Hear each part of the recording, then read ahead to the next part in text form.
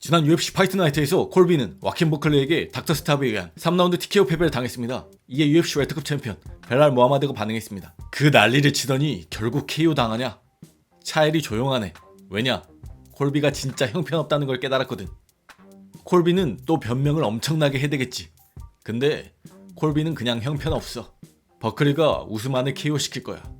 콜비는 스테이크하우스 밖에서 두들겨 맞은 이후로 결코 회복하지 못했어. 누가 콜비 괜찮은지 확인해 봤어? 앞으로 4주 동안 경기가 없는데 우리가 올해 마지막으로 기억할 게 콜비는 얼마나 형편없는가라니. 하지만 콜비가 우스만이랑 킥복싱 체력 전쟁을 했다는 걸 잊지 마라 라며 콜비와 우스만을 동시에 디스했고, 또한 콜비의 다음 행보는 뭐냐는 질문에 벨랄은 어쩌면 토니 퍼거슨 이라고 답했습니다.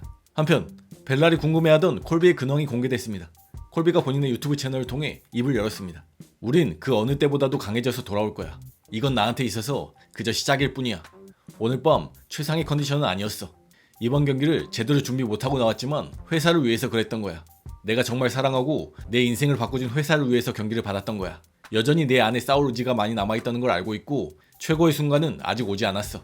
난 그 시합에서 이제 막 몸이 풀리고 있었고 1대1 상황이었던 것 같아. 그리고 걔를 지치게 만들기 시작했었다고 봐. 걔가 입으로 숨을 쉬는 걸 봤고 난 더 많은 공격을 적중시키기 시작했었어. 근데 경기를 중단시켜버려서 유감이야.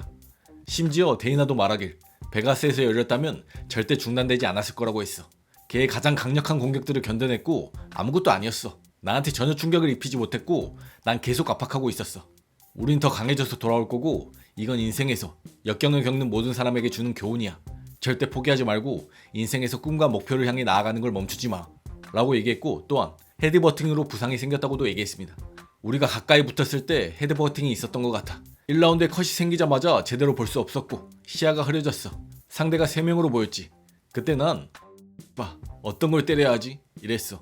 뭘 해야 할지 몰랐고 좀 혼란스러웠어. 하지만 난 계속 싸워야 한다는 걸 알고 있었어. UFC와 팬들에게 멋진 경기를 보여줘야 했으니까. 그런 걸 보려고 힘들게 번 돈을 써서 경기를 보러 온 거잖아. 난 전사고 글래디에이터니까 멈추지 않을 거야. 눈 위에 작은 컷이 난 것보다 훨씬 심한 것도 겪어봤어. 의사가 시합을 그렇게 중단시켜서 유감이야. 왜냐면 베가스였다면 경기는 계속 진행됐을 거니까. 이제 막 기세를 타기 시작했다 느꼈고 걔를 지치게 만들기 시작했었어.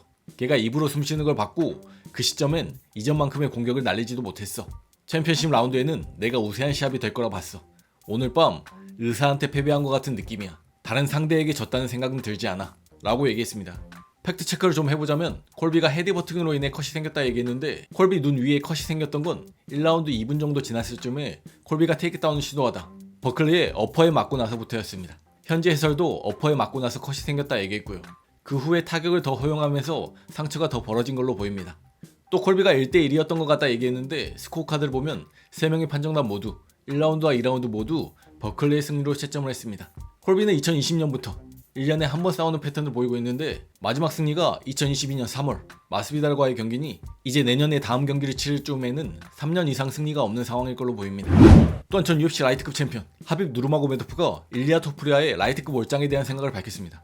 만약 일리아가 월장에서 더스틴 포이리에나 찰스 올리베라 같은 상대를 이긴다면 타이틀전 할 수 있지. 왜 안 되겠어? 아무도 없잖아. 근데 라이트급에서 아무도 싸우지 않고 바로 타이틀샷을 받을 자격은 없다고 생각해.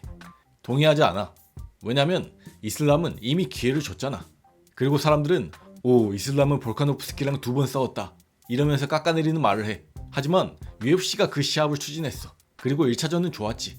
근데 왜 이슬람이 3번이나 패드급 챔피언에게 기회를 줘야 하냐고. 라이트급에 부당하잖아. 근데 일리아가 월장에서 찰스 올리베이라 같은 상대를 이긴다면 당연히 자격 있지. 그리고 내 생각엔 일리아가 찰스를 이길 것 같아. 난 일리아가 이길 거라고 봐 라고 얘기했습니다. 이에 세우도가 포이리에가 인기가 많아서 일리아와 싸울 수도 있다.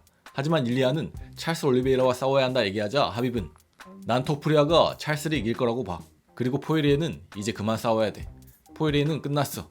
저스틴 게이츠, 하빕, 더스틴 포이리에, 토니 퍼거슨 이런 올드스쿨 파이터들은 그만 싸워야 돼 라고 얘기했습니다. 또한 하빕은 이슬람과 벨랄의 경기가 불가능한 정도는 아니지만 만약 열린다면 마음이 좋지 않을 것이라 얘기했고 본인 생각에는 그 경기는 열리지 않을 것이라 본다고도 얘기했습니다. 또한 하빕은 플라이급으로 내려가고자 하는 세우도에게 바로 타이틀전을 하지 말고 한 경기 한 후에 타이틀전을 하라 조언했습니다.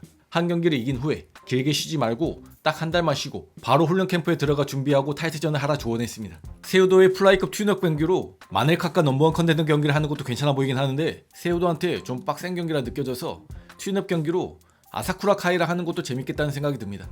이번 하비비의 조언에 동기부여를 받는 듯한 모습이었는데 다시 플라이급으로 돌아가는 세우도가 어떤 모습을 보여줄지 궁금합니다.